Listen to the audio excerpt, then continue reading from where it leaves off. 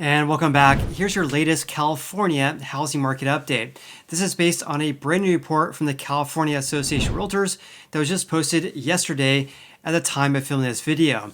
This report here covers the month of July 2023, but in today's video, I'm going to take a deep dive into general trends we're seeing right now in a housing market here in California, but also more importantly here, my own analysis of home price changes based on their data, but based on my own analysis here. So stay tuned for that because I'm going to share how the changes in home prices have changed from the trough, which was in February this year, and also the changes in home prices from the peak that was set back in May of last year as well. And of course, a lot more metrics to share in today's video here. So again, thank you so much for joining me in today's video. I appreciate you. So here's a slideshow I want to share with you guys first to kind of provide a overview regarding what we're seeing right now in the California housing market. And then I'll touch regarding home price trends here in just a little bit. So this report here again covers July 2023, just posted yesterday by the California Association of Realtors. So existing home sales, that excludes brand new home construction, and also it only includes detached single family houses only. So these are closed home sales down by 9% compared to July of 2022.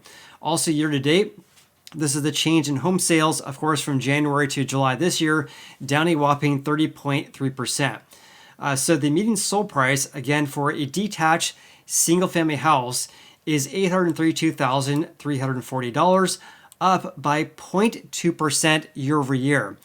This is actually the first year over year increase in quite some time, which I'll share with you guys here in just a little bit.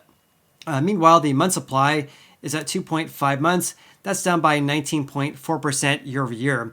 Also, days in the market is at 16 days.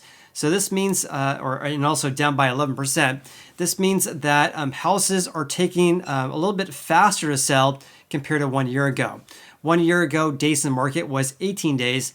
Now it's at 16 days. So let's talk a little bit more regarding home sales. This number right here, 269,000, that is a seasonally adjusted annualized number there. So more or less looking at July's home sale pace, multiply that by 12, do a seasonal adjustment, you get to just under 270,000, down by 9% year over year and down by 3% month over month. And it says here, home sales slipped again as mortgage rates remain elevated. Again, a closed home sale or any metric that really measures a closed home sale is a lagging indicator what our housing market was like about 1 to 2 months ago when the home seller accepted the offer from a home buyer. So when looking at closed home sales, this is based on really mortgage rates from a month ago when rates were actually much lower than today's rates, around 7.4%, which is absolutely insane. Anyways, I mean, especially compare the past few years. All right, let's talk about home sales again here. The current levels right now, if you exclude the onset of COVID right here, the sales pace we have right now is roughly on par with 2007 and 2008, and obviously way below the second half of 2020, 2021, and the first half of 2022.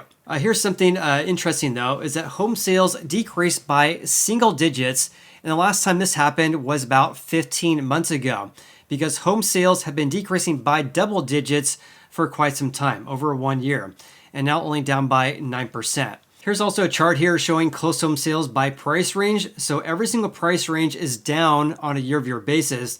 The biggest decrease is actually in the range of $750,000 to $999,000, whereas home sales over $2 million are only down by 6%. Now here's a look at a leading indicator of home sales or closed home sales in the next 1 to 2 months, and that is pending home sales, a measure of contracts being signed between buyers and sellers. That decreased by 13.8% year over year.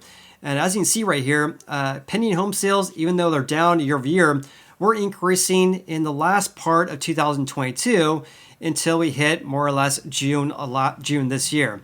But in July, they decreased once again, down by nearly 14%, as of course, rates remain very much elevated here. Also, pending home sales have also decreased on a month-over-month basis for each of these price segments as well. So we're not just seeing a decrease of contracts being signed for luxury home sales, it's virtually for every single price segment here in California.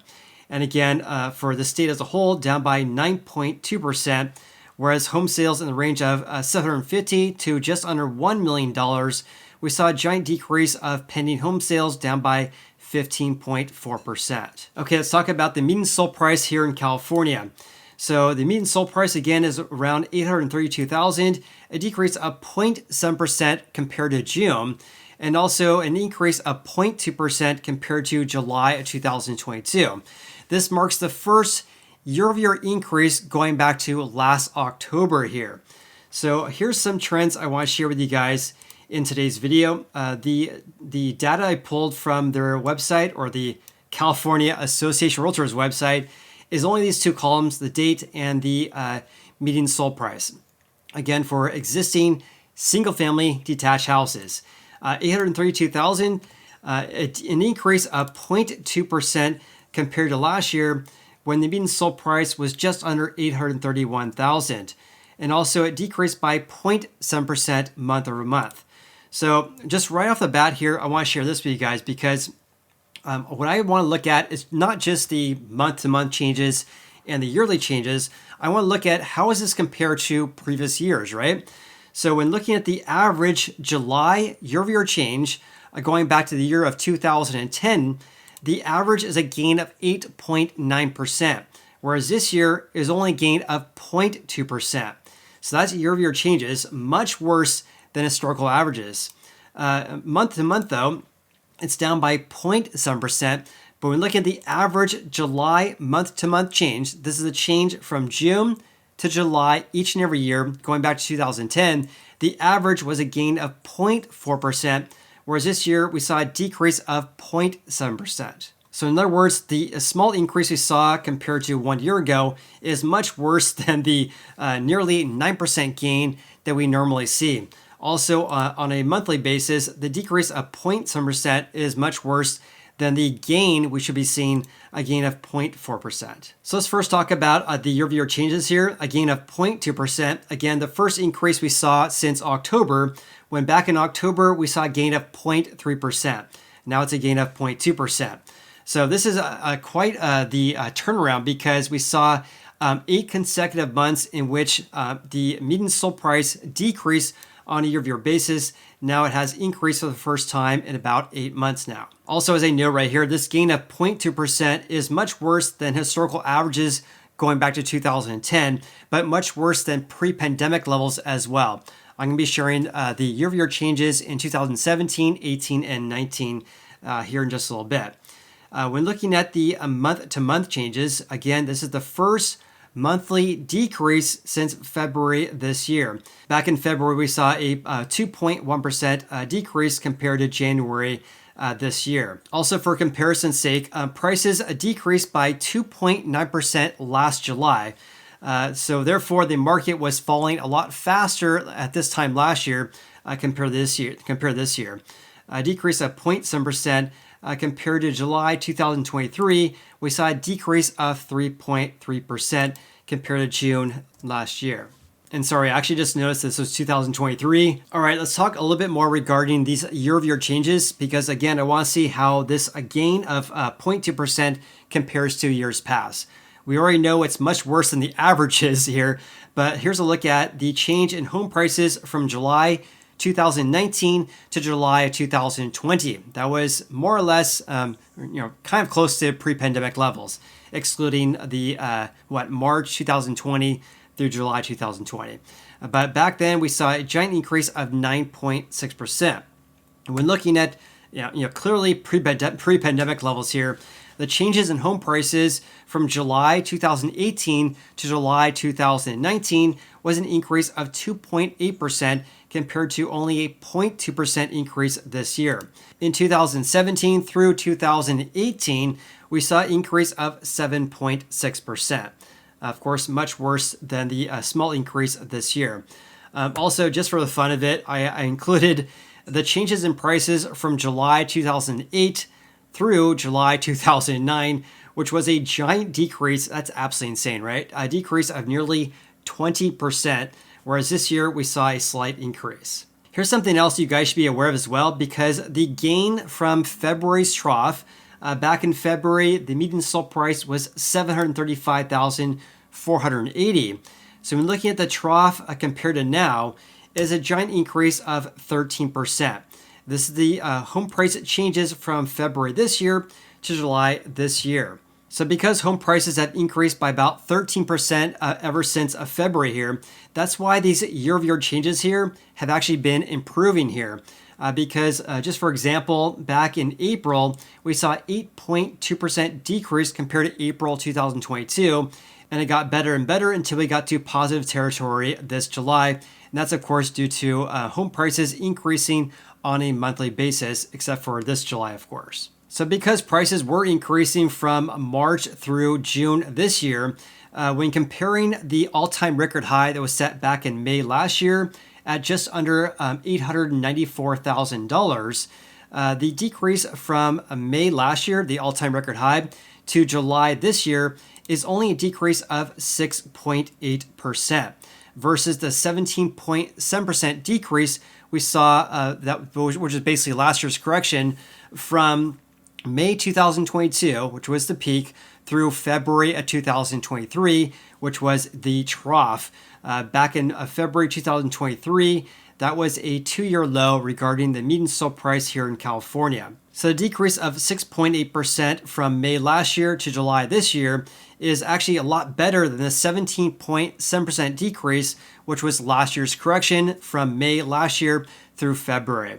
So even though prices are down by 6.8% from the all-time record high that was set last year, it's still much better than the nearly 18% correction that we saw from May to February this year. And lastly, just to look at home price changes over the past 3 years is just absolutely crazy. We saw a 25% increase in the median sold price here in California, going from $666,000 in July 2020 to about $832,000 this year. Okay, let's get back to this slideshow from the Realtors Association, but please leave me a comment below with your thoughts regarding my analysis of their data. It takes quite some time to do that, so if you guys like this, let me know. If you dislike it, let me know that as well. Okay, let's talk about condos very, very quickly here. In California, the median sold price was $645,000, nearly flat from a year ago at $643,000. Also regarding the price per square foot, which I'm personally not a big fan of, but some of you are, the price per square foot this July was $409. That's down year over year and also down compared to June this year as well. The sale price to list price ratio is at 100%. This means the home seller sold their house for approximately their asking price on average. Flat on a month-to-month basis, and also the same compared to 1 year ago as well. Meanwhile, the share of houses that sold over the seller's asking price was only 50.3%. This means about half sold above and half sold below the seller's final list price. This is a lot lower than the peak that was set back in April of 2022 at 73% selling over the seller's asking price. But also, this is still better than last year's level at 44.5%. So one reason why a lot of these leading indications of home buying demand are actually getting worse here is because rates have been increasing as well. So for the month of July, according to the California Association of Realtors, I believe they look at Freddie Mac's monthly figures regarding this, but for July at 6.8%, but which, by the way, rates today, I should say on Friday, the last business day, was at 7.4%. So the trends I'm sharing in today's video are likely to look worse in the weeks and months ahead if these rates sustain at these very high levels. In any case, for July at around 6.9%, in July 2022 at 5.4%. Now, the significance regarding this is that even though prices are relatively flat compared to July 2022, the average monthly housing payment surged by nearly 17%. So this giant increase in average monthly housing payments is not due to a giant increase in home prices. It's really due to the fact that rates went from 5.4% to nearly 6.9%. So in other words, there's a lot of headwinds that home buyers are facing right now Number one, a lack of housing affordability, right? Let's also talk about inventory levels and also the number of new listings, because some very interesting trends happening right now. So the month supply right now is at 2.5 months. 1 year ago, it was at 3.2 months. So month supply quite a bit lower than 1 year ago, but a lot lower compared to 2007 and 2008, when the month supply was around 16 months. Absolutely insane. So one reason why we haven't seen this giant decrease in home prices in California is this right here. This is the number of active listings in California going back to January of 2018. So for July this year, there's around 30,000 houses for sale. Compare this to pre-pandemic levels in July 2019, there's around 60,000. So approximately 50% fewer houses for sale in California compared to pre-pandemic levels. And one of the main reasons for this year is because we're seeing this giant decrease of inventory levels over the past several months now. And in fact, active listings, which is another word for the number of houses for sale or housing inventory, decreased by nearly 35% compared to compared to July of 2022. That's the biggest decrease going back to May of 2021. Much different than the giant increase of inventory we saw in 2022 and also for the first couple of months of 2023. And one of the main reasons why we're seeing a big decrease in the number of houses for sale is this right here, a lack of new supply hitting the market, again down by 28.2% year over year. This actually marks the 13th consecutive month of decreases of new listings compared to 1 year ago. So new listings for July, there was just under 18,000, but compare that to July of 2019, there's 30,564. So new listings are down by 28.2% compared to a year earlier, but they're down a whopping 42% compared to pre-pandemic levels. And like I mentioned right here, the low level of new listings is one of the main reasons why inventory has decreased year over year for 4 consecutive months now. And of course, the reason why we're seeing a lack of new supply hitting the market is because a lot of people have rates locked in at much lower rates than today's rates. So for example, I have a 30-year fixed rate mortgage on my house at 2.6%. Why would I sell my house and take on a new mortgage at 7.4%? That would be absolutely insane. So in my personal opinion, we're not going to see a giant increase or a significant increase of new supply hitting the market unless people are forced to sell their houses, probably due to a significant increase of unemployment or if interest rates decrease greatly as well, causing a lot of people to get off the fence here. But of course, if interest rates decrease, of course, that would imply that home buying demand would increase as well. Let's talk about days in the market. Days in the market is at 16 days. 1 year ago, it was 18 days. This is a time frame when a home gets listed for sale to when they accept an offer from a home buyer. That's days in the market. 16 days compared to 18 days last year. Also, the share of reduced price listings is at 33% right now. It has been increasing for the past several months, which is normal during this time of year, but still way below last year's levels.